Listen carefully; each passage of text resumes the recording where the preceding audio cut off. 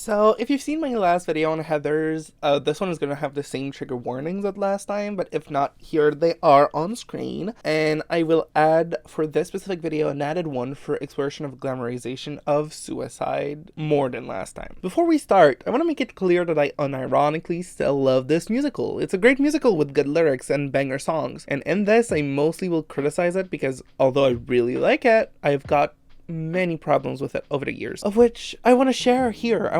I've seen so many people glamorizing how there's a musical is like the best like musical of its genre, and I disagree. I agree but disagree, you know what I mean? Or not, I don't care. I want to capitalize that my dislike of the musical isn't based on morals, and it doesn't make me morally righteous. And you perhaps liking it doesn't make you morally wrong.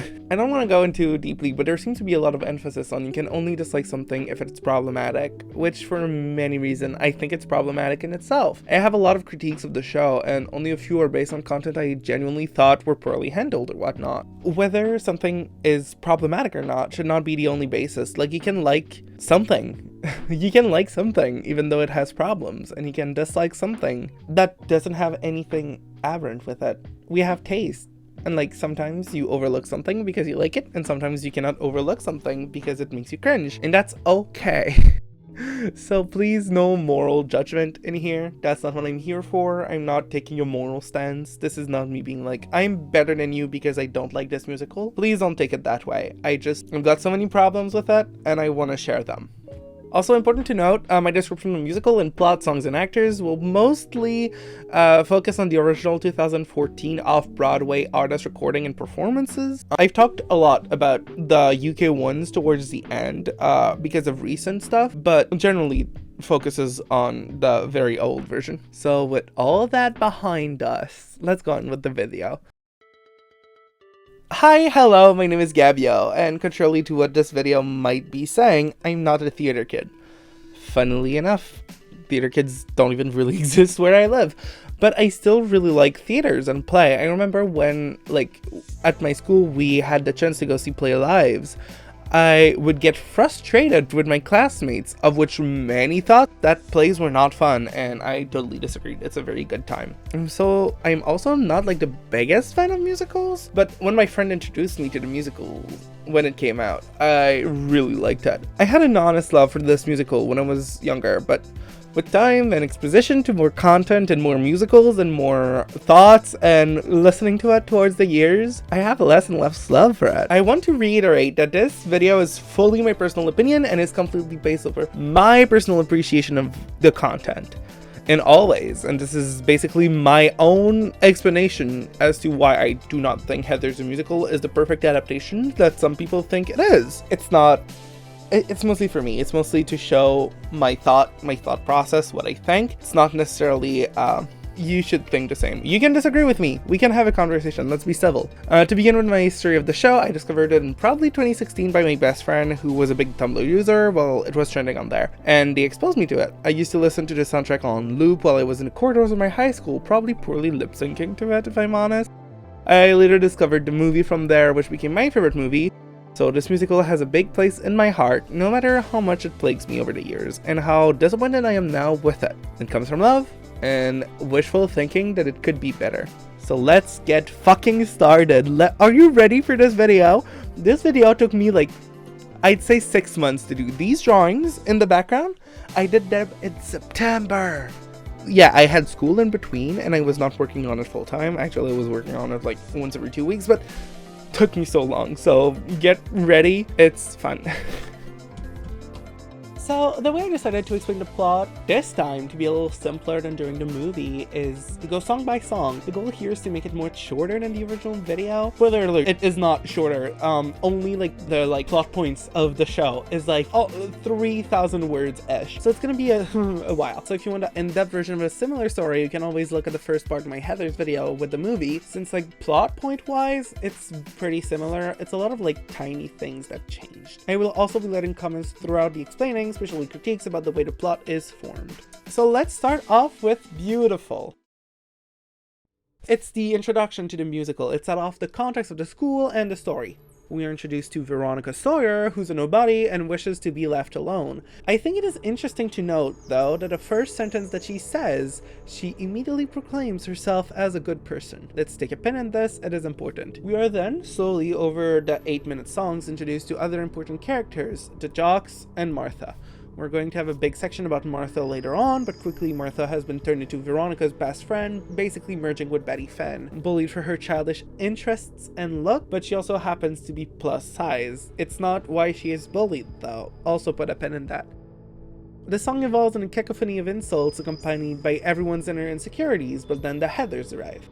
They are in another category of students, introduced as floating above it all, veneered by everyone in the school. After a quick break of the song, the Heathers are late for class in the bathroom, but Veronica, whom is also late, hands the teacher a forged pass that lets them skip the class, so it's a hall pass. After the Heathers tanked her, Veronica asks them to be part of their group so she doesn't get bullied anymore. Chandler, after an interrogation, decides that Veronica is worthy to be a Heather, and Veronica selfishly announces that she now is also beautiful, and it is now a beautiful day. 3 weeks later, we move on to Veronica complaining about her new power, how she misses having friends. Martha talks to her, but she downplays herself as if she was left less than, and Veronica is more or less agreeing. The Heathers break the conversation so that Veronica forges a note, one from the jock, Ram, to give to Martha, because they used to have a fling as a kid. The letter invites Martha to an upcoming party.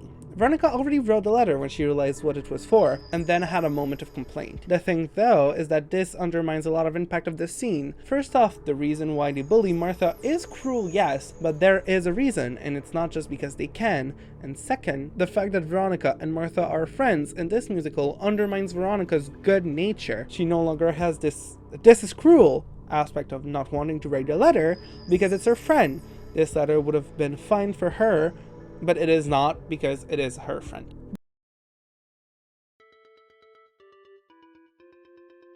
Then we move on to Candy Store. This is the song of the musical. They wanted this to be a big single. Story-wise, it's a whole lot of nothing. It doesn't really do anything exceptional, except introduce JD after it, which is weird because JD is introduced as pretending to care about Martha, encouraging Veronica to do something for her, and we're gonna talk about JD's character so much during this, you don't even know. So after Candy Store, we move on to Fight For Me. This is a song which Veronica drools over JD. I gotta say, I really like the way time stops during it. I really like the stage direction of it. I think it's really interesting how everything stops and moves in slow motion while Veronica sings about it. Weirdly enough, I think not giving JD a gun made him least intimidating, and I think it's a little sad, but I think again that worked in the way that he wanted to like soften JD. We're going to talk a lot about it a little bit later. I think it's a little sad just because it immediately like breaks a little bit how scary JD is from the beginning. Personal opinion, I think they should have made him more intimidating in this version, but that's only on me. The next few moments after the songs are just the Heathers talking about how Veronica should keep it in her pants, and they're preparing for big fun. Next song is Freeze Your Brain. So the songs is like this sappy JD backstory. As you can probably guess, I have qualms with it. First of all, JD acts like a straight up theater kid. Like, don't get me wrong, JD has always been kind of a dramatic, but this is so painful with sentences such as, "I'll him the suspense," makes him feel so normal, I guess. Like, JD needs to be scary, and this is not giving scary, this is giving theater kid who wants to feel intimidating but is really just like a regular kid who a little too like extravagant. Then the song makes me roll my eyes so hard for so many reasons. It's a straight up, poor little baby JD, his mom died and his father is negligent.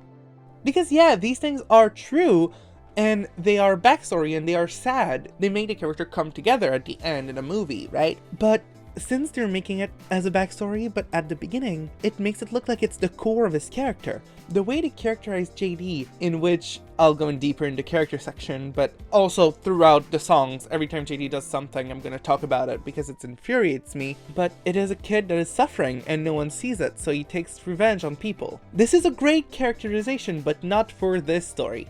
To me, specifically, it removes a lot of the impact of JD, because JD is an apathetic dumbass who thinks his solutions are the only ones that work. He's too egotistical to realize that his ways are despicable, or he straight up doesn't give a shit. Putting his backstory first to lay out the groundwork immediately makes him more reasonable.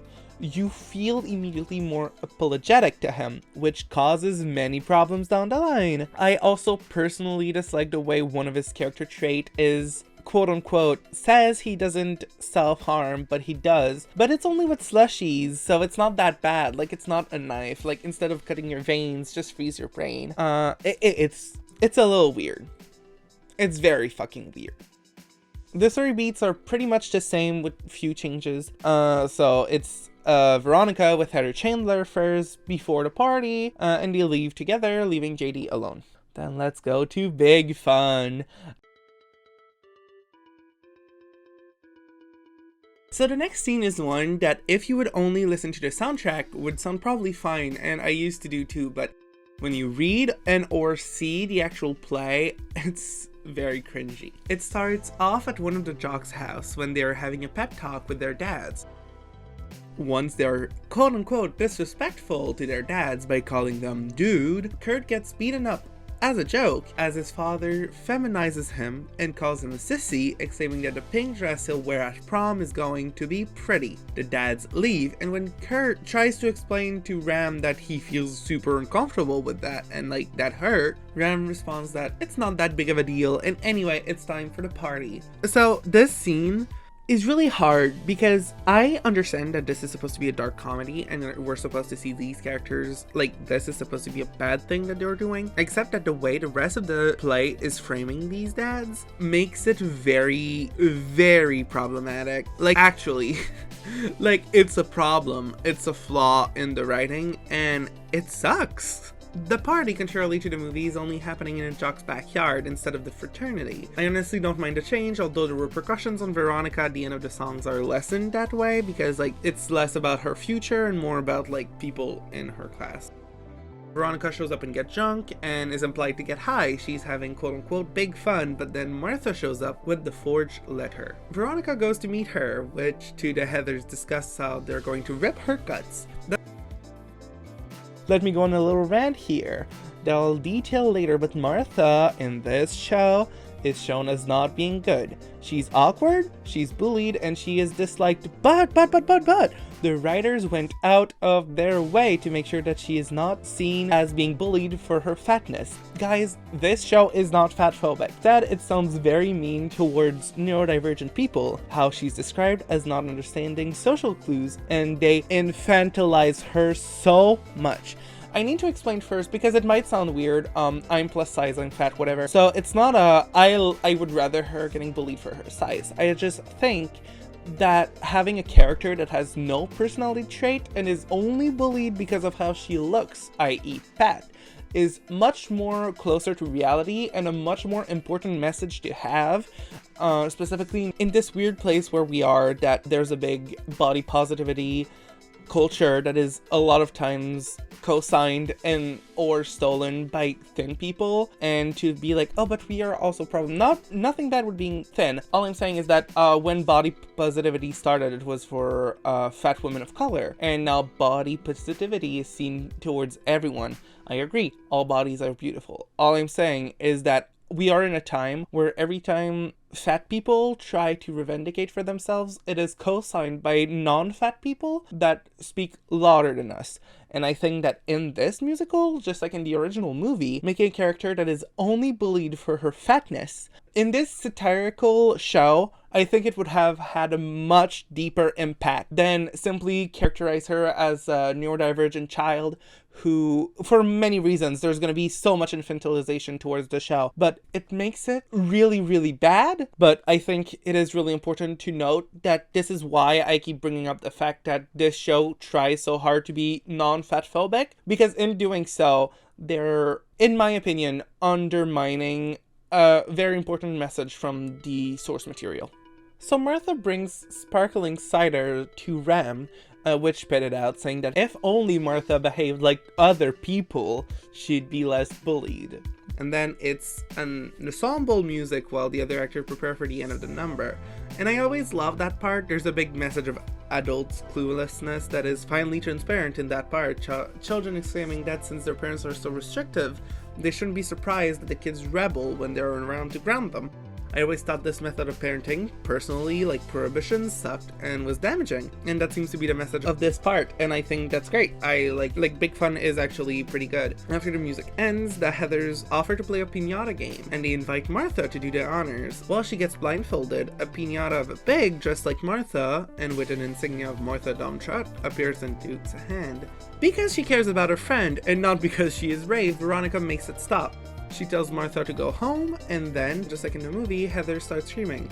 Veronica pukes, lick it up, baby, transfer your life is over, yada yada yada, except instead of her future, the university, the frat party of the movie, Heather says that her days of Westerberg are over, which, yes, fair, but a couple of months she'd be done, she'd be fine to start over anyway. It was a slight nitpick, but it's still, like, annoying me.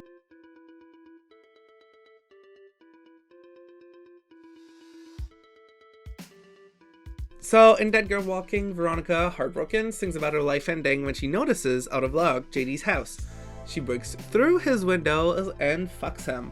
Musically, the song slaps. The reprise is actually my favorite song for the whole album, but the plot gets wonky. Not only does it make Veronica look very bad breaking through a window, but it makes JD seems better because he isn't breaking through a window. And although this relationship and this sex scene is dubiously okay, considering Veronica literally broke in and JD could have very well be scared for his life without mentioning the multiple wait he says during the song and like ouch. But the fact that they adapted an explicit sex scene in a musical is very funny to me, although I think it's kind of weird that they put like an explicit sex scene with teenagers with dubious consent. Yes, he agrees to it in a way, like it's not, like it's just weird. It's a weird scene. After that we go to the Me Inside of Me.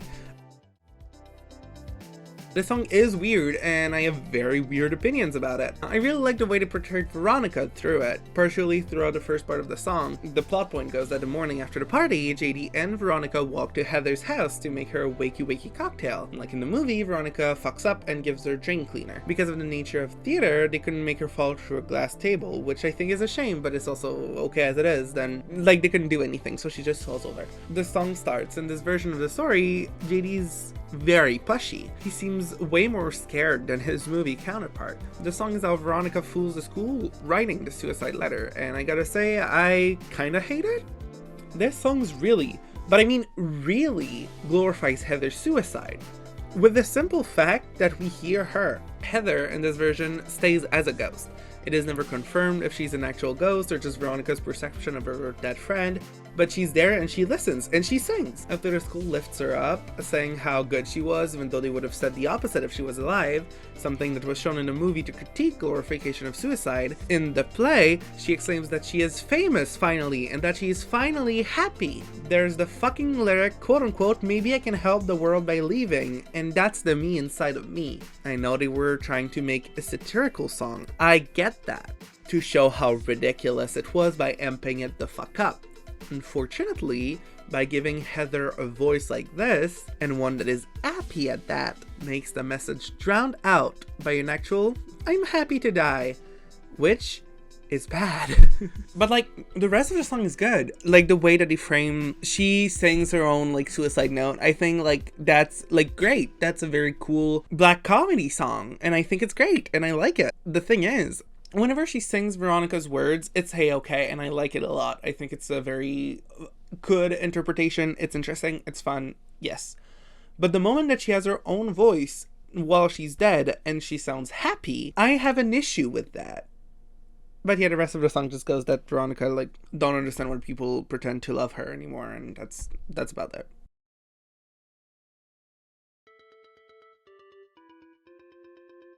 Alright, so next up is Blue.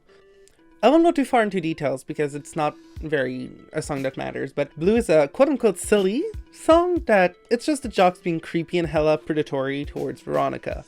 I personally just like the song because it's played for laugh, and also because, like, on one hand it's only played for laugh, and on the other hand it's not funny, and on the third hand it's like making fun of predatory behavior. But all criticism I had were solved in the West End version of the show anyway. They replaced the song with You're Welcome, where Veronica physically gets cornered. It's a much more creepy song and totally fits better with the messaging of the song in general. It's so realistic in its lyric and its tone that I have some fan of Heather's friends who don't listen to the song because it feels too real and too intense. So no comments here. Honestly, I think that's what should have happened with that song to begin with. It needs to be dark, it needs to be creepy, it needs to be like unsettling.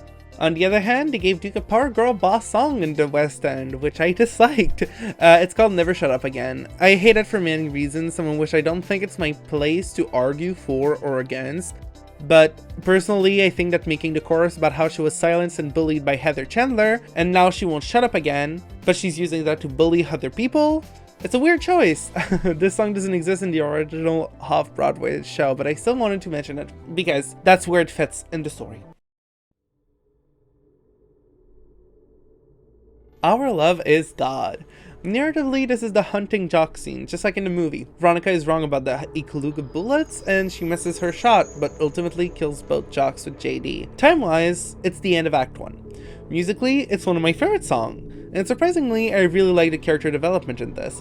Without a prior sub-story, this would have been so great to characterize JD. His motivation in this version of events is purely to defend Veronica. He acts impulsively on emotion, and I really think it's well done.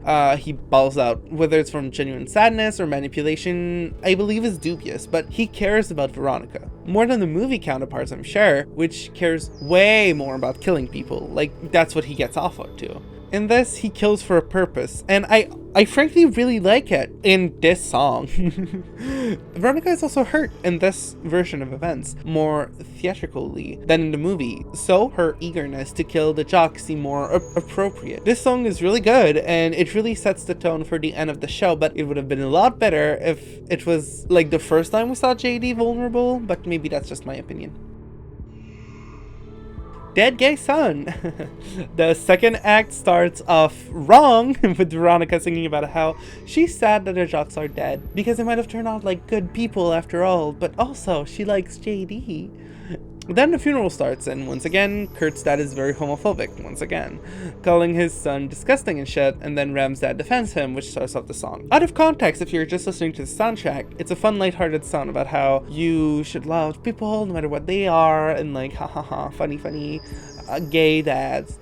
Now, I get that Heather's is a satirical story, but I don't like this one as hindsight. First off, they defend the dead son, and at first, it seems low-key wholesome, until the dad is homophobic again, and yet their dad helps him, as a down low, as they say, and then they kiss, and saying that they'll follow in their son's footsteps, and then kiss again, to end the song with a pretend wholesome message of, love each other now. It could be good, but the way it is satired upon makes it unclear who they're truly laughing at, and the only thing that is for sure is the slur spewing.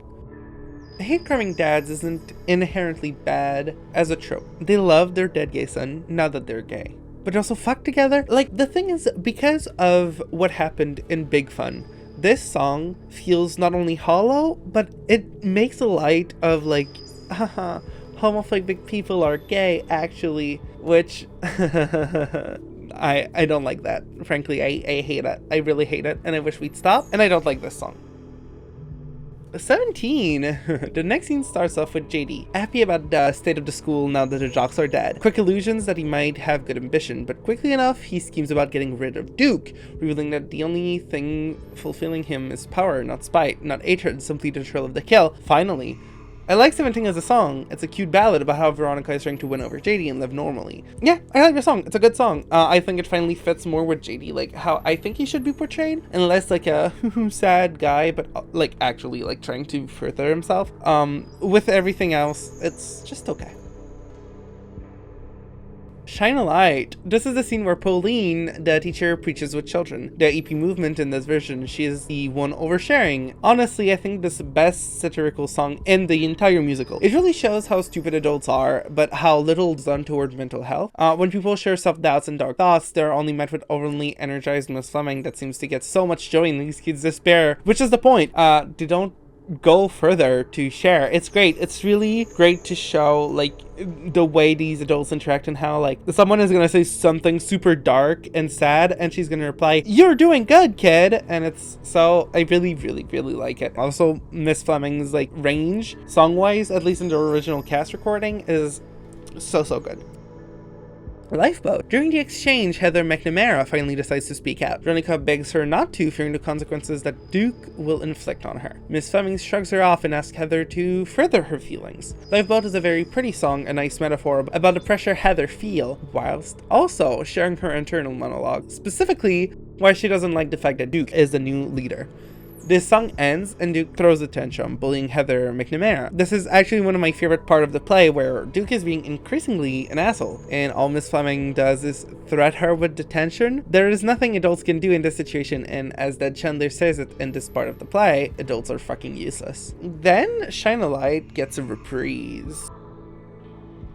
Veronica, over it all, confesses to the murder, like treating all of them like they are complicit hassles. Duke replies that people would really say anything to be popular these days, which I really like that comeback. It's really clever writing. That's how she acts, and that's a very cool satirical part of the play, and I think that's great. Veronica runs off to McNamara, which is in the bathroom. This song is atrocious, and that's why I love it. It's just a spiraling that McNamara does, imagining all of these people begging her to herself. Duke front and center, and she swallows pills. Veronica arrives at the right moment, just quick enough to save her, and then they share the same dialogue in the OG. Although, after the "if you'd be happy every day of your life, you wouldn't be human, you'd be a game show host" line, McNamara simply thanks her and it moves on, which is weak, very fucking weak. She wouldn't just be cured of her suicidal thoughts with a simple "don't kill yourself, silly."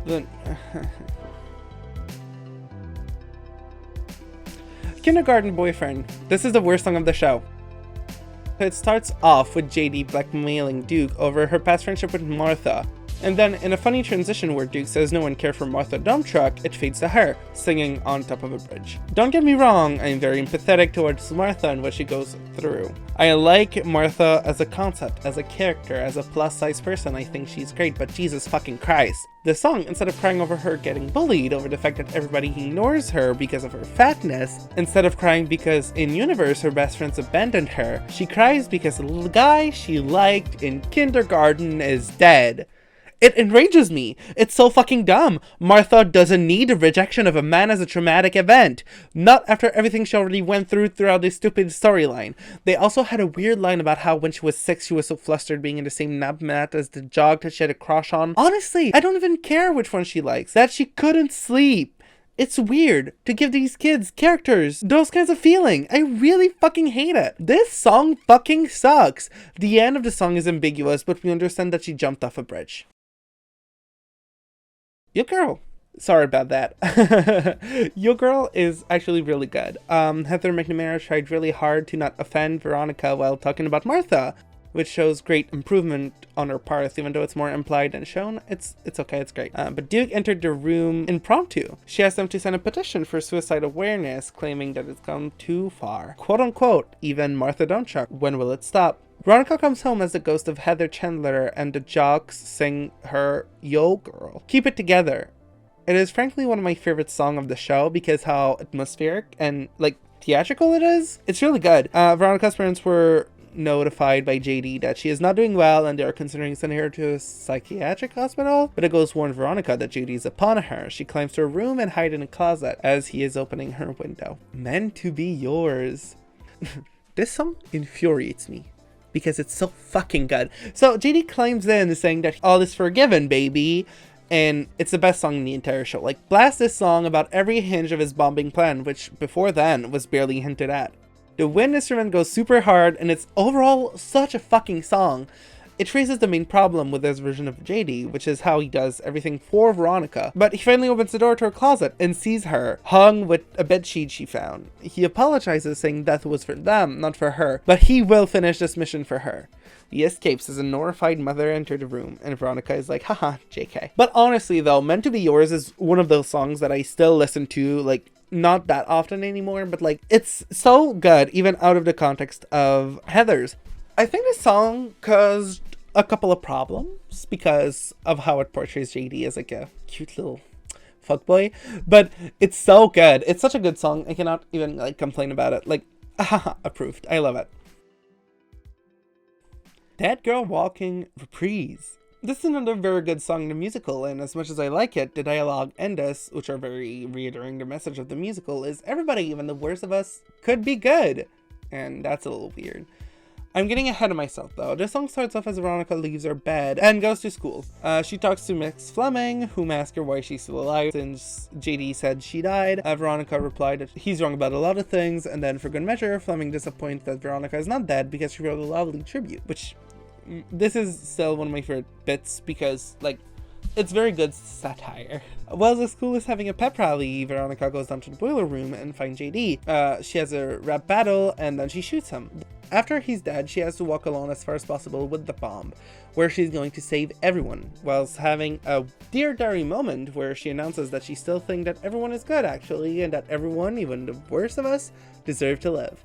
JD cuts her off, takes the bomb, sings her goodbye in 17 reprise, and dies off. After JD's death, Veronica goes back inside the school and announces that she is the head of the school and that everyone can be good now. In a weird lyrical ending of a musical, of like, we'll never die? It's like, we'll be 17 forever, don't care about the present, just care about the future. I understand, as someone who was 17 when I heard that, I liked it then. It's not good now. It's not good now. It's bad.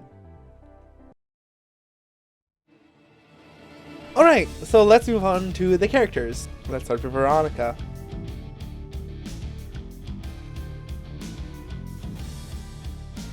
There isn't much to say about her that differs from the original version. Most of the differences in her character are related to the relationships she has compared to the movie. But one thing to note, which wasn't as explicit in the source material, was Veronica's relationship with being a good person. It was of course a big underlying theme of the original, but in this version, Veronica goes out of her way to prove to herself and to others that she is good. I actually think it's a very interesting way to interpret and project the character, and I'm happy with it. The only thing I low-key disliked was how she projected to other characters as well. What I mean by that is, in the climax of the play, she saves people by projecting that these people deserve to live because they're good or they can become good people. Personally, I didn't like this resolution. I think whether someone is good or not should not be the only reason to make them live or die, but that might just be me. So the way I see life, the fact that someone is a bad person is not a good enough reason to kill them. And I don't think that the reason you should have to try to save someone that is dying is whether they're a good person or not. I just think it's a little weird to do that. Like, I don't like where this resolution went. So, like, didn't like the way she projected it to JD. Because, like, girl, after so much time, you should know he is not and cannot become a good person. Best case scenario, you are face to face with a future Patrick Bateman, and there's nothing you can do about to make him a better person. That's something that's interesting to portray before the Heathers version of Veronica. I don't really like how they made her, but I thought the origin of their friendship was interesting and in character. On the other hand, and I know it's not that big of a deal, but I thought that making her the one coming through JD's window weakened both of their character arcs. For her, it weakened it because it showed that, like, no matter how much she thinks she's a good person, she's not, which could be great. But the fact that she does that is a little weird. And on JD's character, it just shows that he's a normal person that is corrupted by her, which is bad. Finally, I think that they gave Veronica way too many tries to move on from JD. Like, being a fucking asshole in this version, but she never moves away. Whereas in the movie, she pretty quickly realized how bad he is. She only hung around him because, she had no one else to turn to and they were already pretty close. And because also she was kind of curious about what he would be doing. On the off-Broadway version, the OG, it was Barrett Wilbert Weed that portrayed Veronica, and honestly sold the whole character. I really like her singing voice and acting. I would go as far as to say that she is one of my favorite American musical theater actresses. I also really loved her portrayal of Janice in Mean Girls the musical. And no matter how much I feel ambivalent toward both versions of the story, I am never ever going to do a musical recap of Mean Girls like I did of Heathers. JD. I'm going to start off with what I liked about this characterization, whether or not I believe it fits with the character. I like how pathetic he is. I think it is very interesting to give a character that sucks so much, that does such terrible things, but is also characterized as being such a crybaby about it. I like how his truly only motivation is for Veronica to care about him, and he does a terrible job at it. Then, as much as they suck with what he does, I unfortunately have to admit that he is the best fucking song. I've talked about it before, but Meant to Be Yours is the best song on the fucking album, and I love it so much. As much as he softened him, I like how threatening he still is. He still feels like a threat, at least, like a villain, and at the end of the day, a monster that needs to be defeated. It is such a shame that this only happened like in the third act, with not such a great character arc to get there. It seems more like he used violence as an attention grabber than to fulfill a dark edge. Not even positive, let's complain. This theater kid is unseasoned, boring, and frankly doesn't make much sense. The main problem in my eyes is that everything he does is in relationship to Veronica. It is the potential loss of Veronica that makes him, for lack of a better term, go bonkers.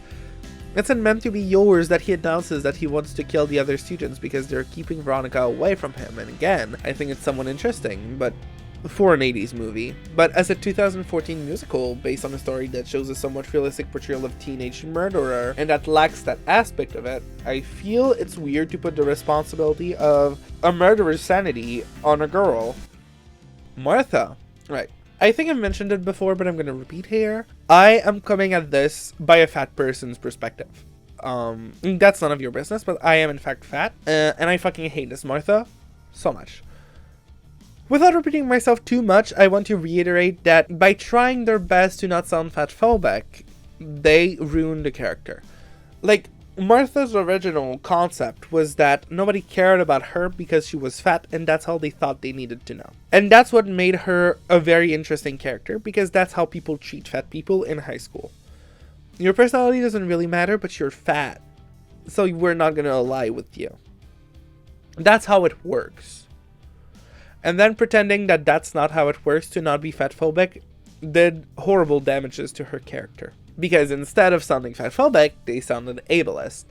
While simultaneously removing all the messaging of the original Martha could give people, again like me, they decided to be ableist. Like, the fact that Martha had no personality and was simply bullied for existing was an integral part of the messaging of the fatphobia and of the movie, and making her Veronica's friend, whilst I understand that was to have less actors, made the ending flat and changed the meaning of the movie and the story. The original meaning was people are more important than social class / don't listen to bullies.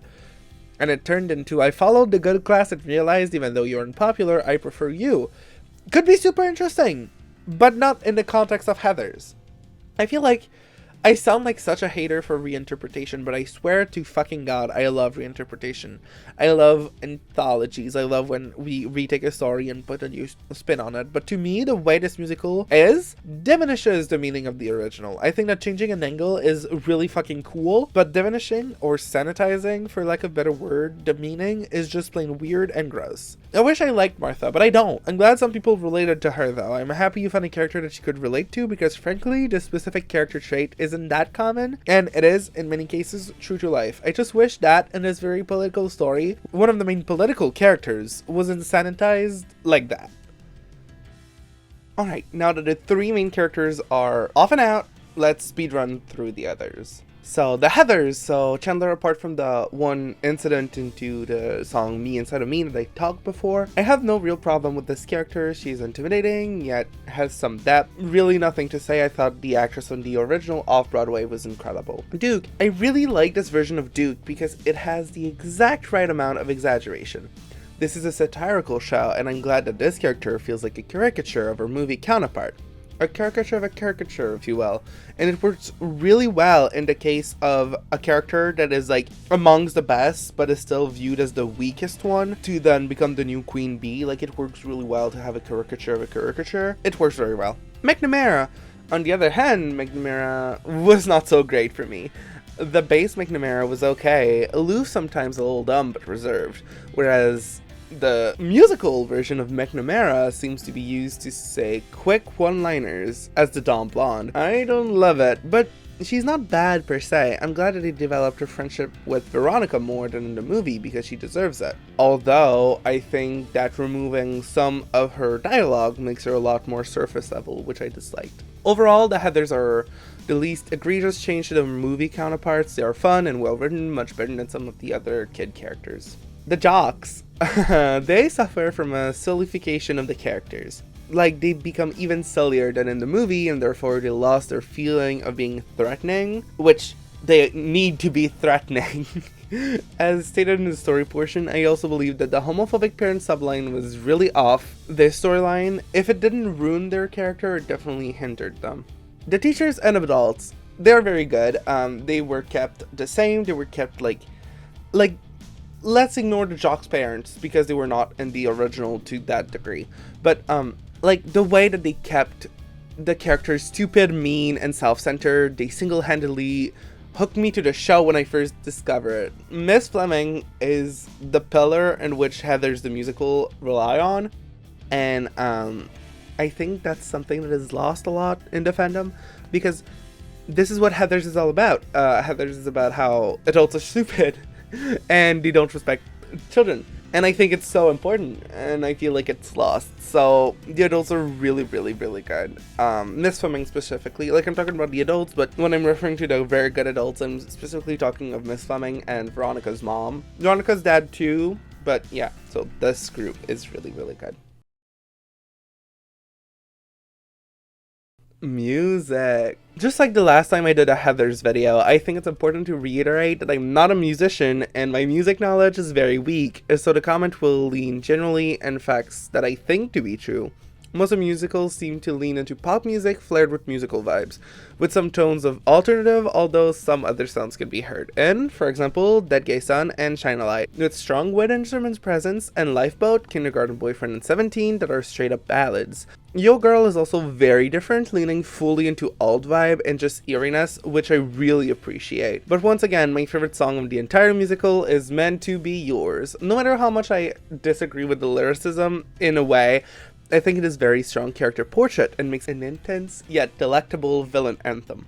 And I have to talk about this because I don't know when this video comes out, but I have been working on it for like weeks, months, like almost half a year at this point. And since then, Meant to Be Yours has been on my TikTok For You page because of the UK version. And I think this is a great time to talk about why I decided to work on the Broadway version and not the UK version.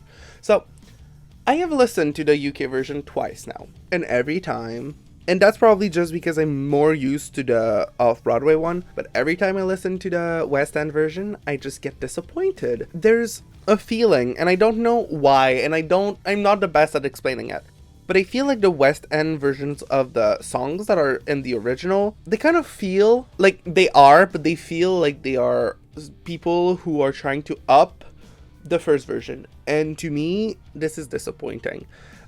I don't know. I feel like it's just like trying to do the best, but to one up. I think Veronica is excluded from that. I think that Carrie Hope Fletcher does an incredible job as Veronica, and I don't want to take it any...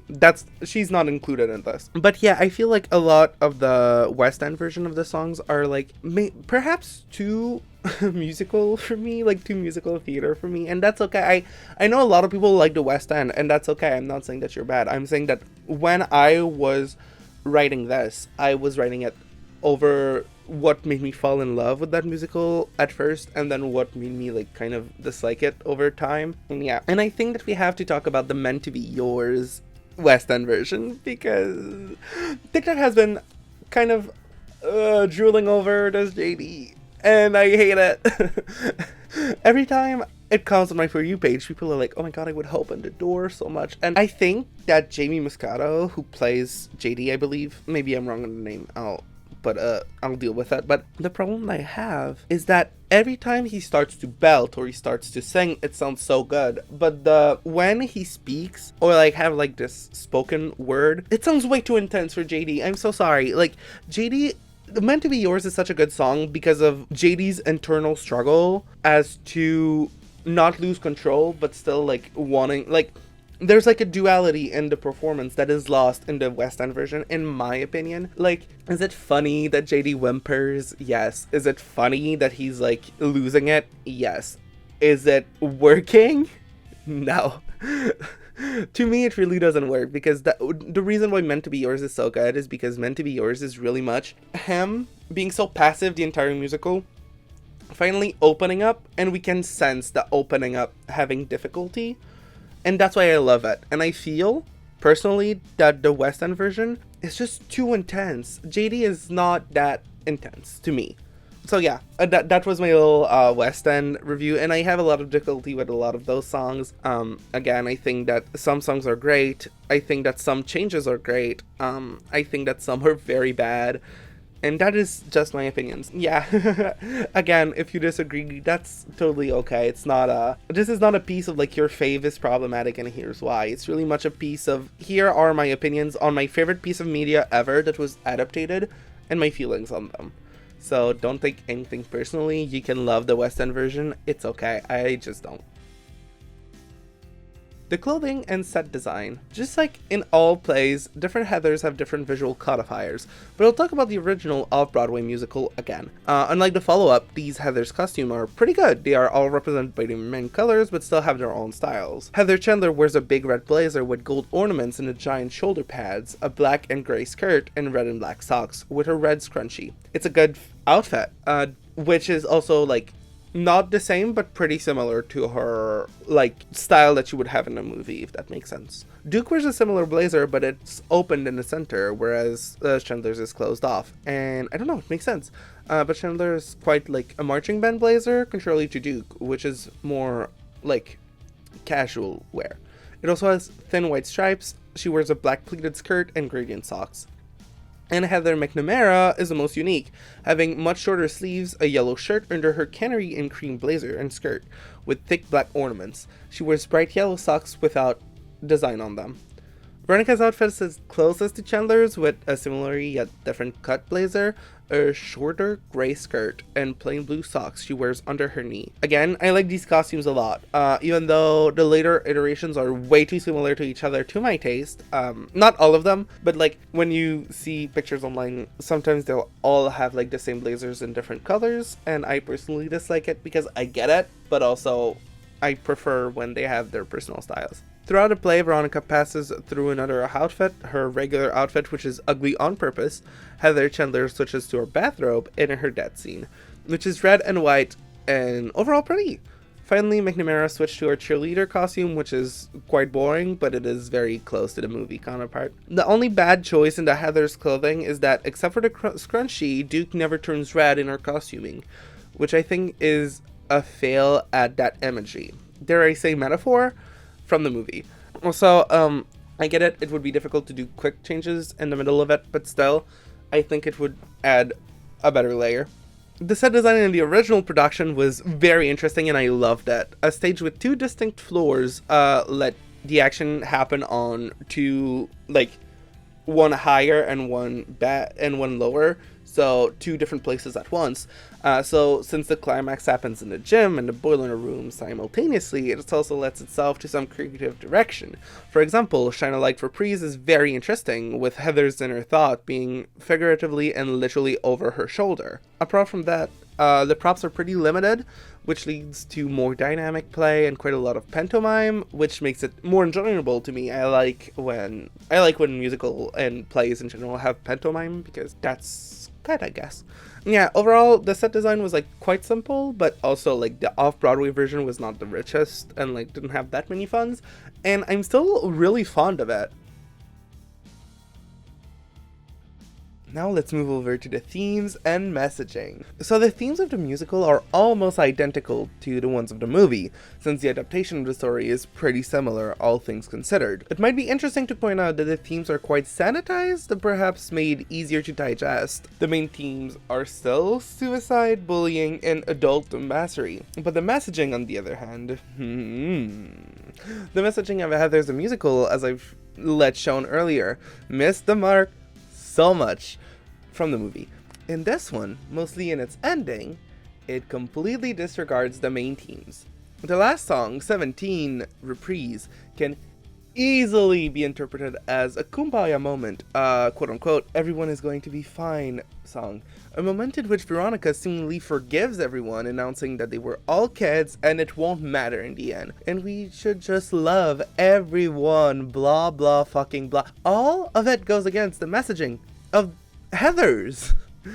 If I have to sing Kumbaya one more time is literally in the part of Heather's. The original movie, that line in the movie was, yeah, talking about how, like, she is in heaven. But to me, it always felt like it was, like, a way to critique the, like, oh yeah, if I have to say that everything will be fine one more time. In case you don't remember, the movie ends with the reset of the status quo, in which Veronica, which has been showed as a very flawed character until then, takes back the power and tries to make everything right by seeking the bullied kid. It's a low-key ending. It is not happy nor necessarily unhappy. It shows what JD talked about. One less Heather and another one takes its place. The Heathers are replaceable. They're bullies, and this disgusting ecosystem that is high school cannot survive without a bitch at the top. Veronica takes the scrunchie, thus the power, and decides that she is one of the good ones, and that she will be right, and she'll be responsible with the power, and she'll be one of the great leaders. I guess the ending of the original changes tone depending on your view of the world. If you're pessimistic, you'll see this as a bad ending, as the legacy of the Heathers continue with a flawed character that tries her darn hardest to help out but will inevitably falter and gets absorbed in her power. On the other hand, if you're optimistic, then maybe it shows that Veronica will be a good friend to those who need it. The story just, in my opinion, doesn't work with a grandiose final act where everyone is happy. JD is the villain of the story, but removing him doesn't magically solve all their problem. He was still trying to solve a problem distant from him. Like, I get it, they wanted a classic final song for the musical, and I get that, but the lyrics sound hollow when you understand these characters and you've seen the original. And that is just a rant about one song. The messaging throughout is jumbled and scrunkled and muddled. It gets lost in what it's trying to do, while giving Veronica a weird act of hating JD every other song while having the ones being in love and will be good forever. The ending really, like, ruins that. Because, like, you cannot have a Heathers, like, you cannot have these characters that you've shown throughout the whole show as being flawed, as trying, desperately needing to work on themselves, and then have the ending being like, we are only 17, we'll be fine in the end. Yes, I get that. Yes, they're only 17, they have time to grow. That doesn't work though, because whether they have time to grow or not has nothing to do with if they'll actually do it, you know? So the message is poorly done, and to me, it makes the story loses a lot of value. Reception and Tumblr being a menace. Ooh, okay, so, Jason Dean. The original reception of Heathers, from what I could find, was pretty lukewarm. In LA, where it was first performed, it was considered okay, but didn't last that long, and it wasn't that well regarded. Until a bootleg was shared around Tumblr, and then it exploded. The movie, which at that point was very little known outside of very specific circles, was brought to light as the musical rekindled the love for the story, and then it grew. It grew so much that the accepted canon was that JD was a poor little sexy man, and most fans of Heathers had never seen the movie. Okay, maybe I'm simply too critical, but I think it is truly appealing how misunderstood the characters were, or probably better put, how miswritten they were. The way the songs were written, specifically the songs about his love, portrays JD in a good light. JD is a very good character, I really like him, but the movie version is outwardly despicable. It showed him as being unloving, whereas the shows portrays him as an acceptable love interest. Yes, he kills, but he's a lot more loving than the movie counterpart.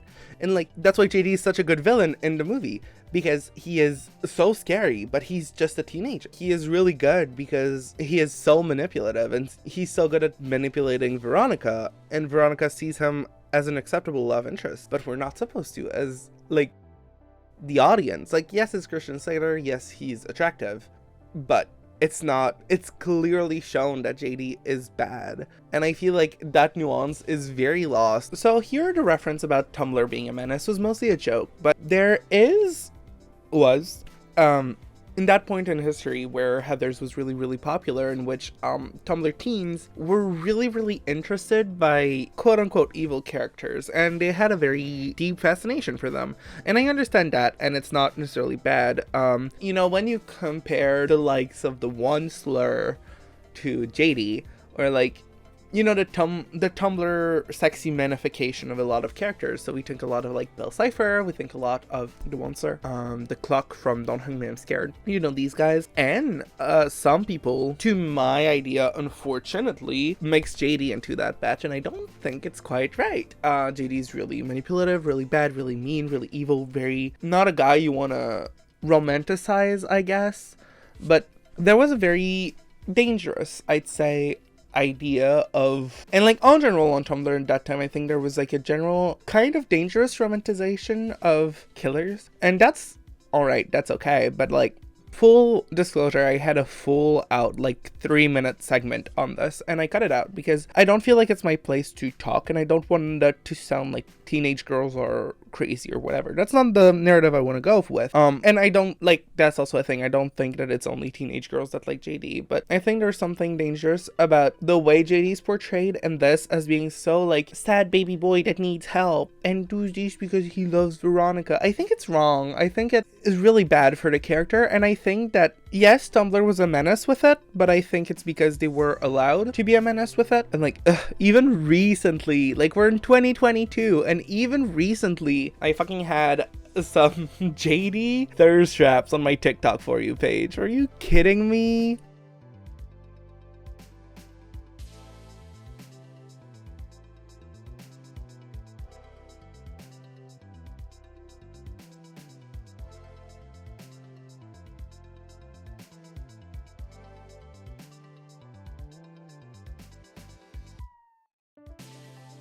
In Heather's the Musical, there's an intense explanation of JD's past and his troubles, which instantly gives him more relatability.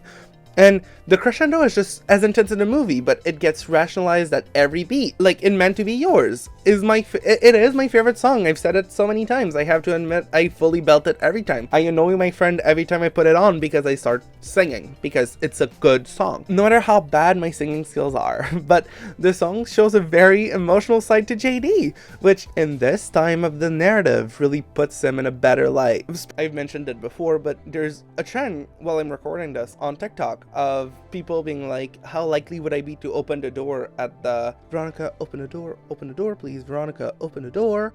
And they're like, oh yeah, it's so attractive. And I get it's jokes, that's not the point. And then there's a way that Veronica is the intruder in that narrative. It really, like, in the first part of the show, it frames her as the creep and perhaps the influence of his deviancy.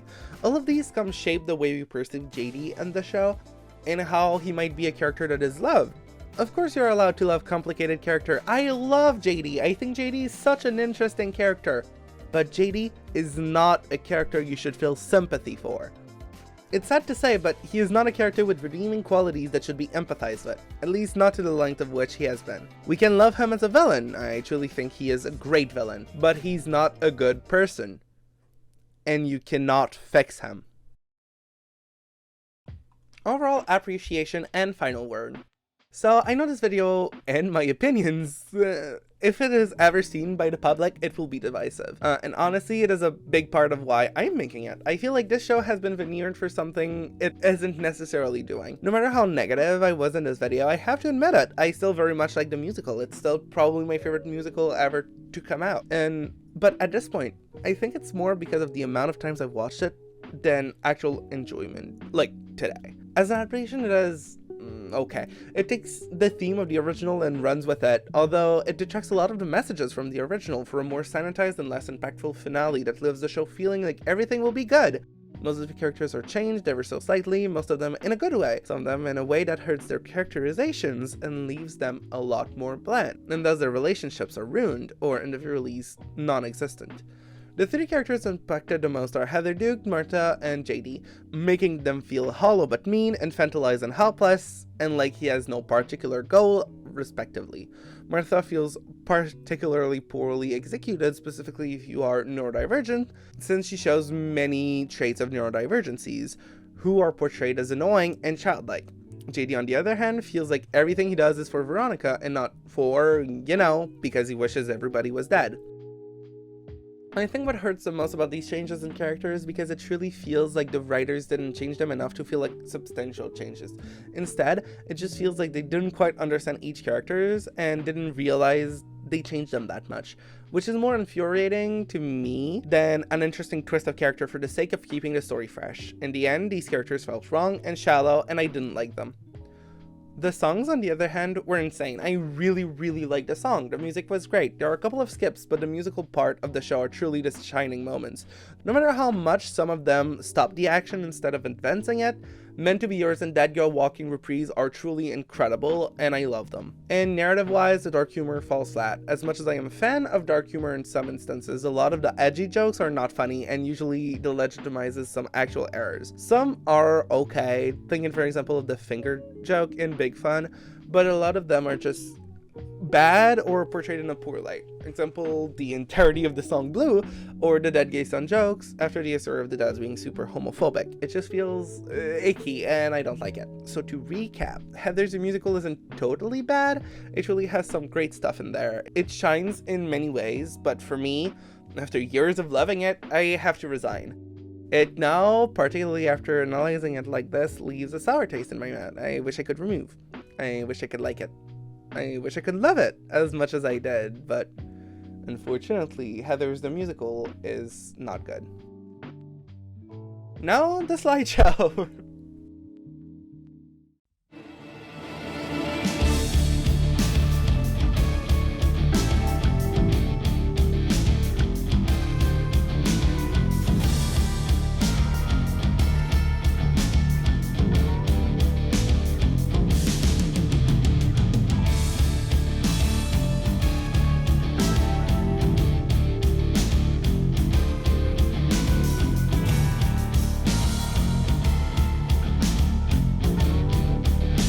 So thank you so much for listening to this way too long video, objectively. Thanks a lot for hanging out. If you have anything to say to add to the conversation, I would gladly respond to you. I think it's super fun to like have conversation around this. And like whatever I said throughout this and how evil or mean I was towards the show, it's still my favorite musical of all time, guys. So like, I'm good. Now I'm just thinking about how it took me 6 months to edit this video, and then I want to do a similar video on the 10-hour-long Paramount series. It's gonna be a wild ride, but my only goal is to do it before Sarah Zed does, honestly. But it's not gonna be right now. For the rest of the semester, I'm gonna focus on character design videos. I already have Ever After High 3 started, conceptualizing at least. And I have another one coming after that. So thank you a lot. Again, if you like this, you can always subscribe and like. I feel weird saying that every time, but like, I would like it. I love you a lot and see you soon.